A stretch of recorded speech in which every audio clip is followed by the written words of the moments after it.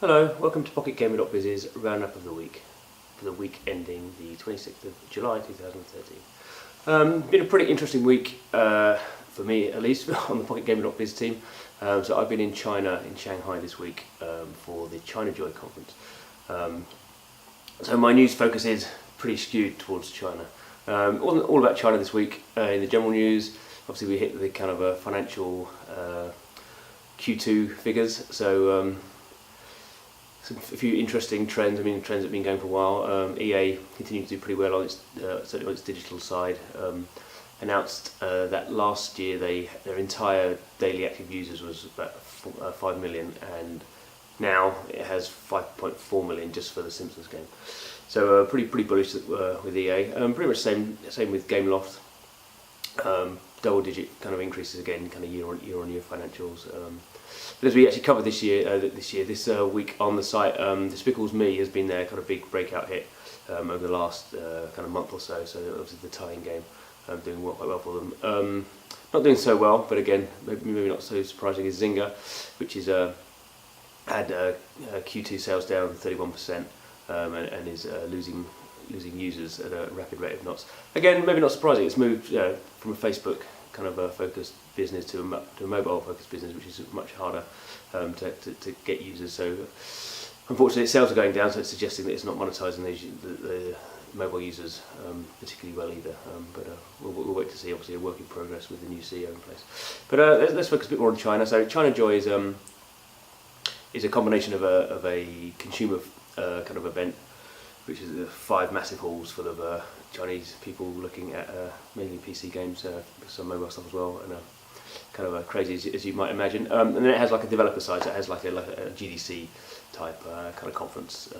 Well, various tracks. I think over the 3 days has been, kind of 5 or 6 different tracks. Some of them mobile, some social, some focusing on different things.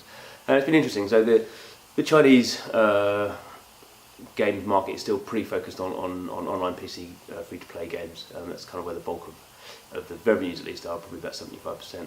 But we're seeing a big translation, as we've seen everywhere around the world, really, going to mobile, because obviously mobile devices is booming. People got them all the time, so you're having much higher kind of daily sessions, and much higher kind of gameplay, average gameplay kind of lengths.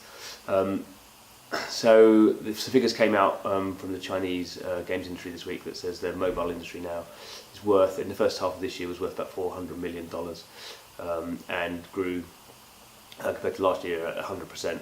So obviously pretty explosive growth there. But some people seem to be suggesting in the industry that those figures are quite lowball. So some people are even suggesting could be as high as like $2 billion just in mobile revenue this year. At the moment, mobile is about 7.5% of the overall Chinese games market. But obviously, people are looking to see that easily go past 10% by the end of the year.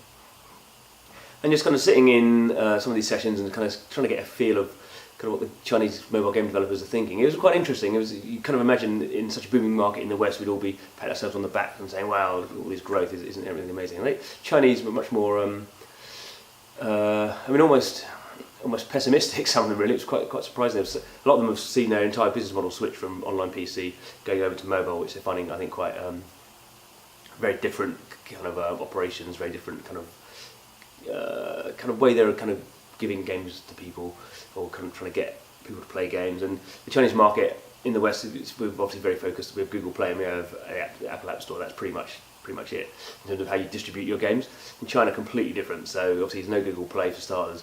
iOS, yes, that is there. There's still some piracy in terms of iOS games, but most of the hardware growth has come from Android. Android is the massive majority of the market, and as China continues to get more smartphones, that'll be on the Android side of things. And so that means carriers are very strong. So the three major Chinese carriers, Chinese Mobile, Chinese Telecom, and Chinese Unicom, they're pretty much a third of the market. So they have very good one-click operator billing. So it's very, very seamless. So operators will play a much stronger part in the Chinese games market going forward, something that they do in the West. And also on Android, you're seeing a lot of so there's kind of platforms. So like Tencent, obviously very big online game developer and doing some mobile games, and has WeChat, which is its big messaging system. 300 million Chinese people use it. They're rolling games into that, so that'd be like people are predicting, or lots of arguments whether it's going to be like a Kakao type impact, where Kakao is a Korean messaging system, kind of network that completely took over the Korean games market. People are suggesting probably won't be as fast as that, but clearly that's going to have a big impact from Tencent. And then you have kind of other distribution platforms. So there's a 360, which is actually a antivirus, and its heart isn't like antivirus software, but it has a very massive web portal, and it has kind of Android, has a mobile kind of utilities, antivirus utilities, which it can then use as a platform. And we were talking to one Chinese publisher, Coco China, which has done a deal with Gameloft for Asphalt 8, it's a new racing game, which is an 800 meg download, which clearly Chinese people are not going to do over the air because they just don't have that free data. So yeah, the distribution model for that is much more that you're downloading it via your PC and then sideloading it onto your Android device. So something like 360 is ideal for that kind of thing going forward, and is seen as probably one of the biggest platforms, if not at the moment the biggest kind of distributor of Android games. And there's plenty of other ones there. So a big deal happened a couple of weeks ago, but Baidu, which is the Chinese Google, spent about $2 billion buying 91 Wireless, which is again a big set of Android app stores, drive a lot of revenue and downloads. So we're seeing a contraction. There used to be said there was like 400 app stores in China, and you had to kind of deal with them all. That's kind of seeing contracting quite quickly. Maybe people are saying there's maybe 40 kind of key distribution points now. So I guess we're seeing consolidation in distribution. That's kind of then have a knock-on effect of consolidation in developers, because there's only so many developers those channels want to talk to, so they're kind of like focusing on the bigger kind of companies. So there's all kind of quite a lot of change on lots of different levels. So it'll be fascinating, I guess, to see in the next 6 months how it all pans out.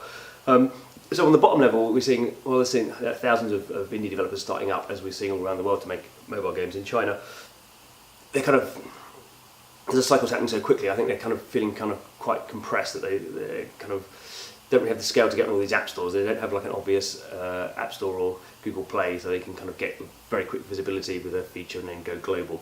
So it's I think it's kind of the small middle ranking guys who are finding it kind of quite pressurised, and I guess that's where some of the pessimism is coming from.